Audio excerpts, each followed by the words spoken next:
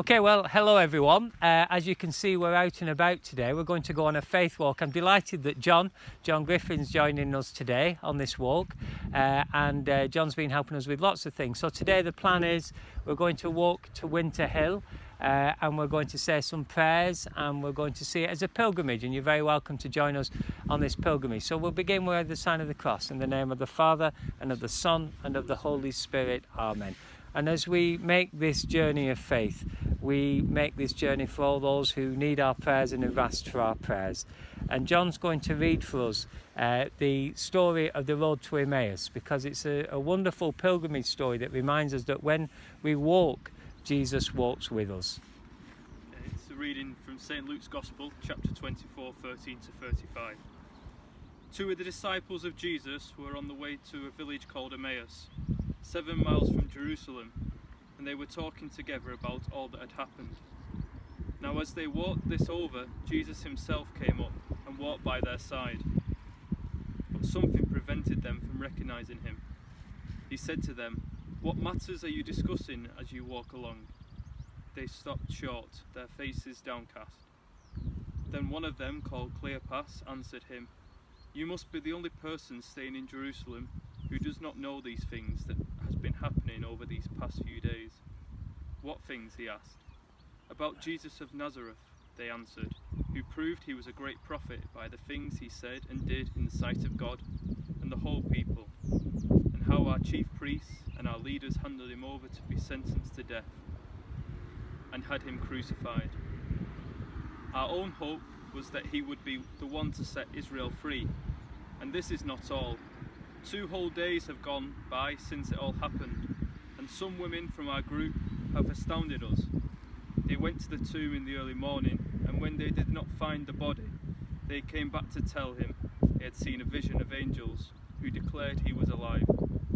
Some of our friends went to the tomb and found everything exactly as the women had reported, but of him they saw nothing." Then he said to them, "You foolish men, so slow to believe the full message of the prophets. Was it not ordained that the Christ should suffer and so enter into his glory?" Then, starting with Moses and going through all the prophets, he explained to them the passages throughout the scriptures that were about himself. When they drew near to the village to which they were going, he made as if to go on, but they pressed him to stay with him. "It is nearly evening," they said, "and the day is almost over." So he went in to stay with them. Now while he was with them at table, he took bread and said the blessing, then he broke it and handed it to them. And their eyes were opened, and they recognized him. But he had vanished from their sight. Then they said to each other, "Did not our hearts burn within us as he taught to us on the road and explained the scriptures to us?" Then they set out that instant and returned to Jerusalem. There they found the 11 assembled, together with their companions, who said to them, "Yes, it is true. The Lord has risen and has appeared to Simon." Then they told their story of what happened on the road and how they had recognized him at the breaking of bread. The Gospel of the Lord. Praise to you, Lord Jesus Christ. Well, let's do some walking and see what happens. So hopefully this will work, John. Yeah, first gear. Yeah, first gear. We're going up here. It's now you're of course you'll be our local geography expert for here. Well, not really. You probably know this area more than me. Well, we're I know Bob Smithy. Right, there you go. Well, we've just come to the new Walkerfold car park, haven't we? So a number of people watching might know that this is one of the newer paths coming along here. So we're going to go along here, and I believe it's called Burnt Edge is up round here as well. And we're going to go that way up to Winter Hill, which is a terrific point to be able to see. And when people in Old Testament times and the times of Jesus, if they wanted to come close to God, then they would go up mountains. You know, so the story of the Transfiguration and Moses up the mountain. Yeah. So there's that sense of seeing the bigger picture. So let's hope that people can enjoy the scenery, because we live in a beautiful area, don't we? Definitely. And walk with us. A load of new trees being planted. They have, yeah. Some of our parishioners were involved in doing that, you know. Yes, we've got pictures of them with mallets. Yeah. Yeah, I think some of the school children came to do it as well, so that's going to be quite something when that grows as well. It's amazing how quick you can be in these surroundings, isn't it? Yeah. Middle of Bolton and then Rivington. Yeah, that's it's been a lot of people up here walking and running and cycling over the last few weeks. Yeah. This is the way I normally run down this bit when I'm out running. Have you been out already this morning? Yeah. So I've been up Winter Hill once, but I came today. I came up that way, just a bit further over, and came back down this way. So, have you been out on your rosary walk today, or is that? No. Are you counting this today? I'm counting this. Yeah. Yeah, we'll do a bit of the rosary in a bit. John's been out. We'll tell everyone you've been out each day during the lockdown. Yeah, doing a lap of the estate, saying the rosary. It's been the highlight of the day, actually getting out and. I mean, getting out and walking and praying the rosary is it's a very powerful prayer and a very rhythmic prayer. I think, you know, that walking and praying at the same time, get into a rhythm. Yeah. And the rosary is a great prayer to have for that. There's probably less distractions when you're out and about praying. I think so, yeah. I think, and that's. Did you go to Poland were you on the World Youth Day one in Poland? Because you had to do a bit of walking on that, didn't you? I think the vigil was about 12 miles. 12 miles, gosh. And coming back, it was red hot. I think everyone, all the Catholics, must have been praying for rain. And then maybe John Paul II sent it, and I've never seen rain like it. Right. So be careful what you pray for. Well, exactly. You know, there's like that story of where there was a drought in the Dust Bowl in America, and all the farmers got together and they wanted to pray for rain, and so they invited the local preacher to come, and so they all gathered together in this tent in this very dusty, hot place, and there was silence, and then he looked up. He said, "You have all come here to pray for rain. I just have one question. Where are your umbrellas?" Huh? You know? Yeah. So sometimes I think when we pray, not to ask ourselves, do we really believe in the power of prayer? And we should expect, if it's in accordance with God's will, I think that's so important. But prayer can surprise us. I think when I've been out on pilgrimage, when we're out of our comfort zone, and we have to rely on God, that's when we allow God to be far more active in our lives, I think, you know. So I mean, and I know World Youth Day can definitely be out. Did you have to sleep out overnight as well?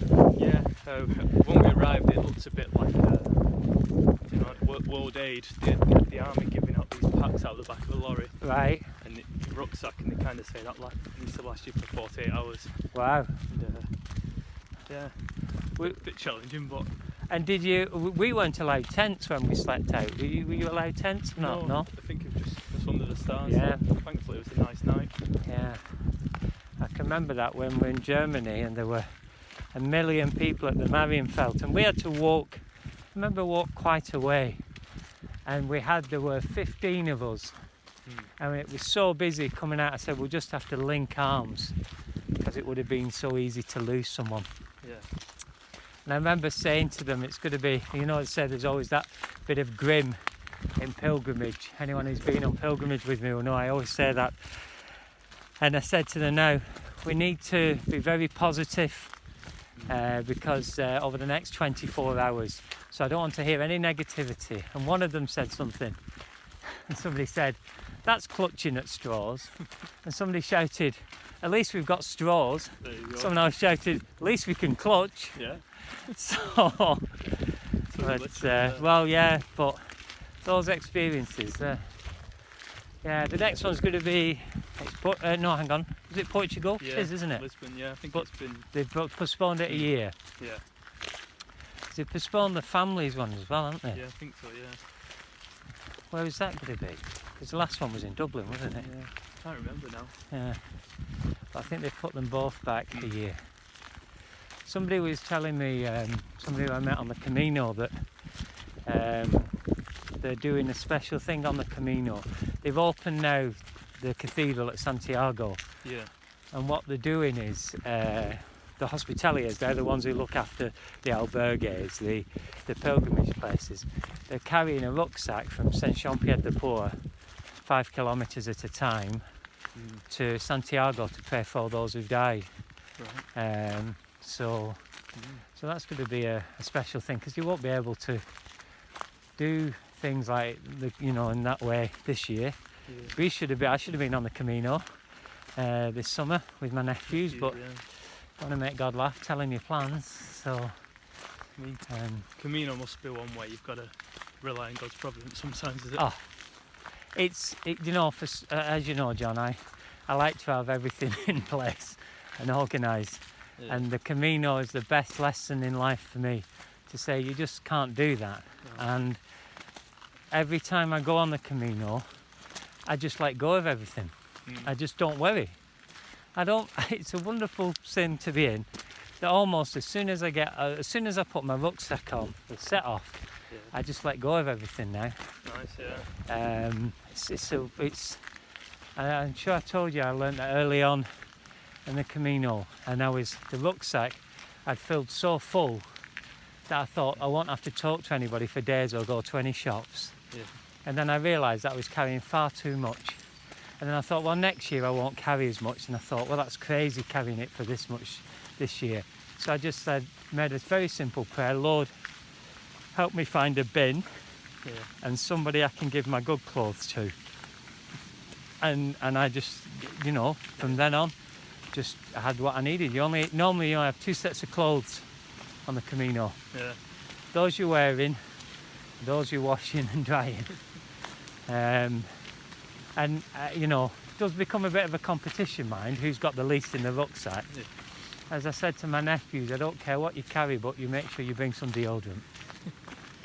I suppose there's freedom in that, isn't there, as well? Jesus tells the disciples to go out with one shirt or Yeah. nothing in the haversack. I mean, I think that sense of truly believing that God will provide, and that is, we're so many times that has happened on the Camino. Yeah. In lots of different ways. Somebody was saying the other week, Bishop Temple, the Anglican bishop, said during the Second World War, the more he prayed, the more coincidence happened. Yeah. And I think the more we give our lives to God, Yeah. the more things will fall in place. But if we try and sort it out ourselves, and it's the sort of stuff that sends shivers down your spine. I think, Yeah. well, how on earth did that work out? And that's why, for me, if I can, just get a flavour of that when I'm back at home, Yeah. just to remember that sometimes, and then to get back on the Camino, it's a great privilege. I remember there was a parishioner in the last parish. She'd had a chance to walk an hour of the Camino, but like I said to her, it was so special to her. I had the privilege of walking more on it. I never imagined that I'd do so much. So far, I've done about 130 odd days on it.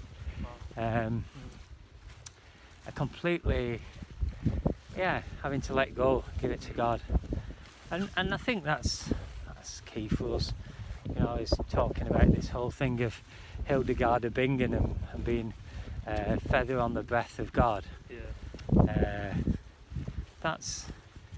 If we can do that, always good at doing that. I suppose it's the peace and quiet you get as well. Like, I'm trying to do a holy hour, but I'm getting so distracted wanting music and stuff. But on the Camino, you've got little choice, really. Well, yeah, especially if people don't tell you. No, they do.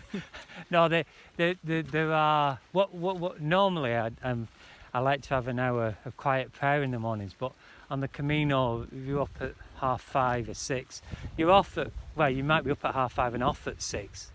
I mean, incredibly, the dormitories are empty by 6:30 in the morning. You can't have a lie-in. there's no lions. No. Even if you think you're going to have a lion, everybody's up. But I decided that I would walk and make the prayer silence the first part. And if I was walking with people who I got to know, then that was the deal, that for the first hour we'd walk together in silence. And that was good. Yeah. And you get into the rhythm of it, so praying the rosary.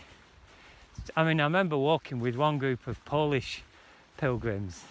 They were great, and I walked with them but they were fast walkers. Yeah. And which I don't mind, but my schedule, as much as there was one, meant that I was meeting somebody further along. I would have been there about 2 days too early. So, but when we were with them, they sang Taizé chants. Nice, yeah. And we had a lovely time and celebrated Mass, and they were lovely.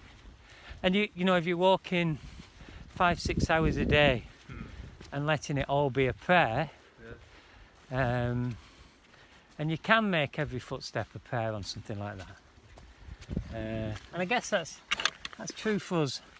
You know, whatever we're doing, if we can get out for a walk, great. If we can't get out for a walk, even in the house, up and down the stairs, making that every step a prayer. You know. Yeah. But the more you walk on the Camino, the more you slow down. My friend Sean, he's just walked to Walsingham.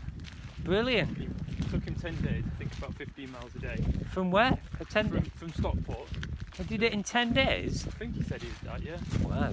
About 150 miles into it. Is it? Yeah. But he forgot his so tent, so he's sleeping under the stars, my him word. and another guy. So they got stopped by the Norfolk police, thinking Right. it was a bit dodgy like. Right. And all they had on them was miraculous medals and rosaries. Started evangelising. Oh, right, fair enough. So, right.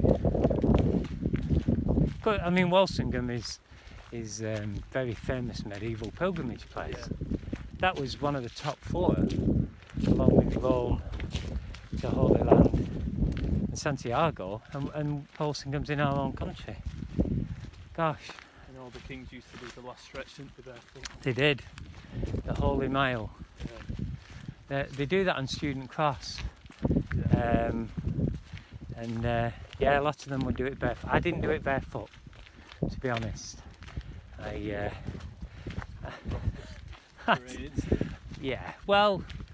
Some of them had special water, which I've got a feeling was a gin and tonic, but to take the edge. But it's so they walked it. Yeah, they got there for Pentecost weekend. Wow. I wonder how much of a route had they worked out, or did they just go with it? Or... He did have a bit of a map, and he was saying where he wanted to get to by each day. But Yeah. I think they went a day later and stuff, so it all knocked back a bit. Gosh. Well, there you go. I think a lot of people will walk the Camino from their own front door. So there was a thing of that they will put the front door key in their pocket, put a shell on the rucksack and set off. And I met a number of people who'd done that. I met some people who'd done that. They were on the road for like 3 months. Yeah. You know, 10 days is impressive to do it like that. I want a tent. This is atmospheric today. Mist. Could be Winter Hills up there somewhere. I was running down here today and there was somebody running and she absolutely went flying past me, much faster than me. I just say, good on you. It's always people who are going to go faster or maybe slower. We can only do our personal best. Oh, there's somebody running now.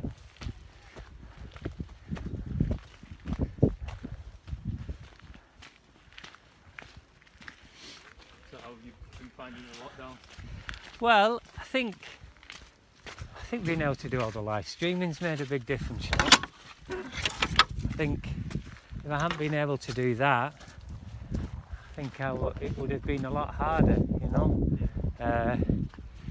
been good to be able to do something each day and have a routine with that, and know that people have been able to watch it and be part of it. So that's made a difference. But I mean, I think it's been hard for everyone, hasn't it? Yeah. You know, no doubt about that. I think definitely at first, so you do get into a routine, prayer, getting out and about. There's been definitely more time to read scripture in silence. That I've never had before, so that's been good.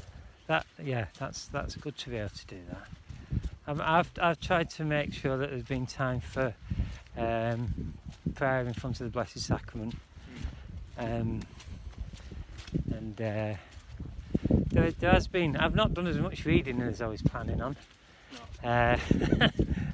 because it's been busy in a different way. But you notice how much normally with people, I think.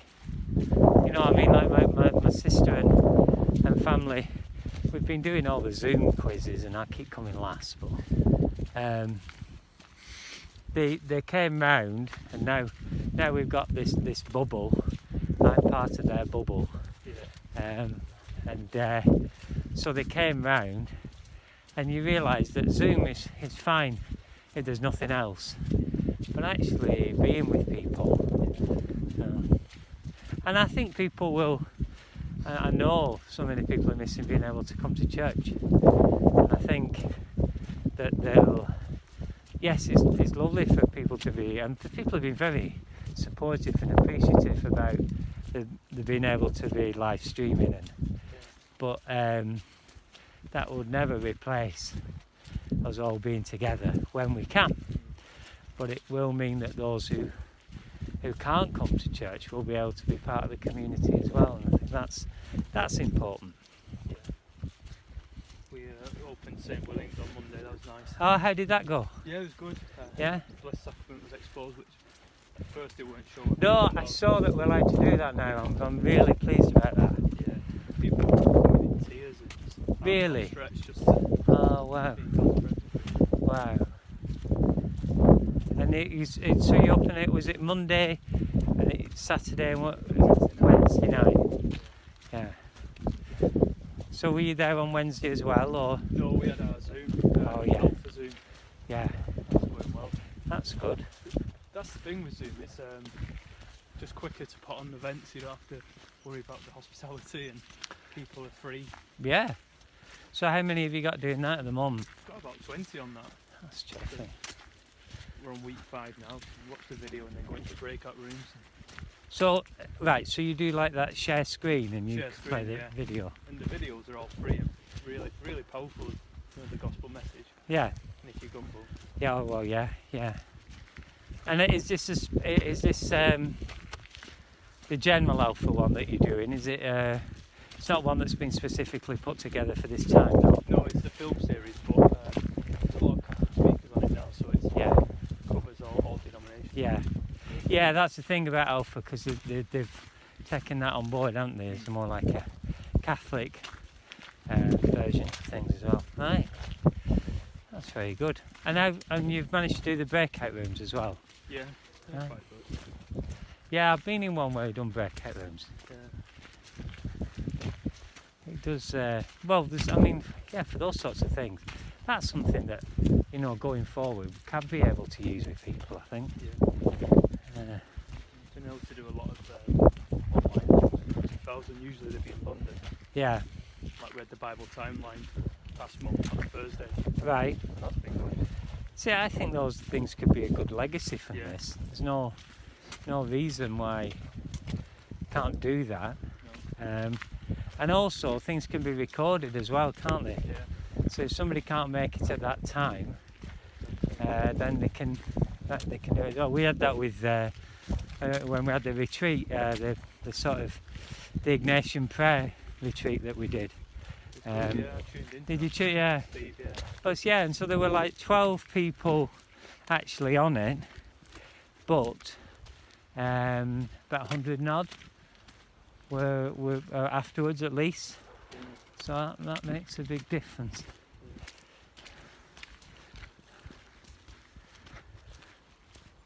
So we've got a very atmospheric moors. No one about, is there? Wonder why that is, John. I love this view. I love this view. It's lovely, yeah. Right around. You know, that is second to none.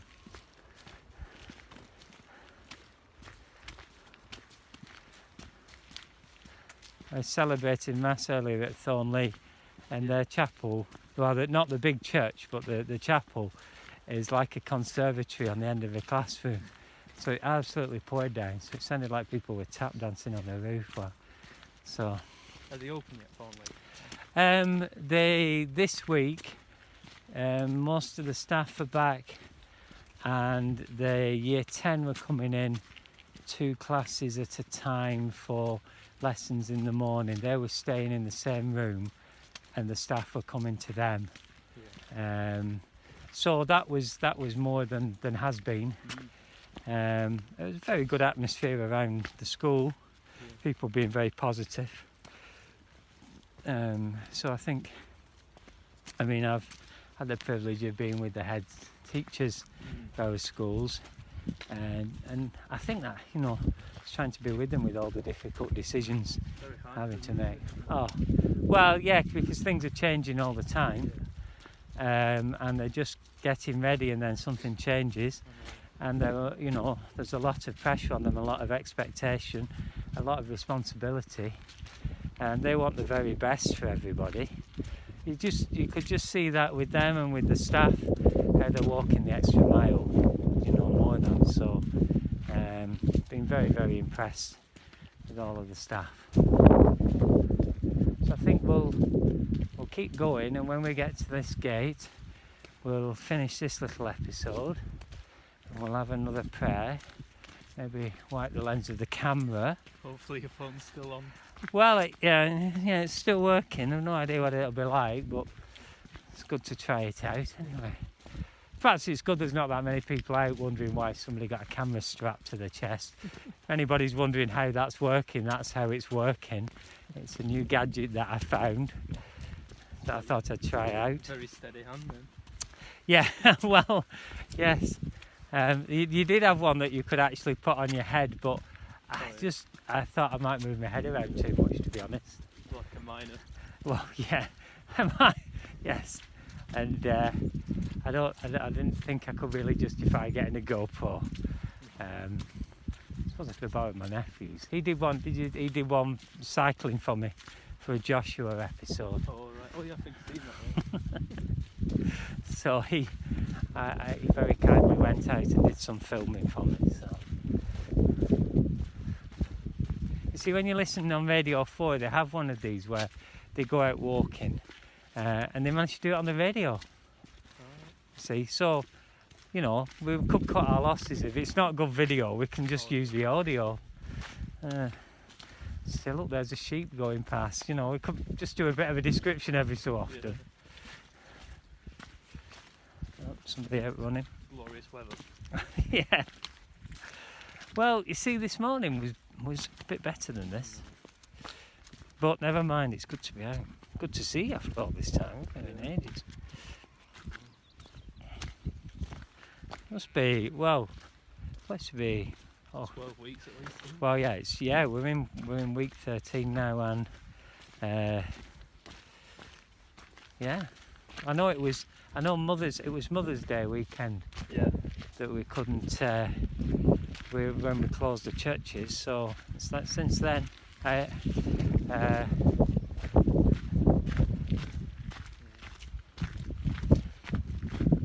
that's lovely to hear that people were so pleased to be back. Did you hear how it went on Wednesday? Did Father Murray say? Or? I think there would have been a lot more because the Monday was the morning. People Right. might have been working. Yeah. And they usually have adoration on a Wednesday night anyway. So Right. Big group would have come. Yeah. We're just trying. It's afternoons at the moment on a Tuesday and Thursday, just to see, and if that's popular, then we can always increase the time. So there'd be yourselves, us, then Brightmet, St. Yeah. No, but the new name is St. Dominic. Oh yeah, St. Dominic who? Barbary, is it? Yeah. Well, was he connected to the Cross and Passion? Yes, that's right, yeah. You heard about Sister Barbara. Did you know Sister Barbara? She died on Friday. She was head at Mount St. Joseph. Oh, I didn't. Well-known in Bolton, yeah. Bless her. So we put up a little memorial. Got about 30,000 hits through all past students tagging each other in. Really? But she did great work for the Destitution Projects in Bolton. Oh, right. Helped asylum seekers. Great. Well, perhaps we could finish this little bit by praying for her. Yeah. Let's pray, eternal rest grant unto her, O Lord, and let perpetual light shine upon her. May she rest in peace. Amen.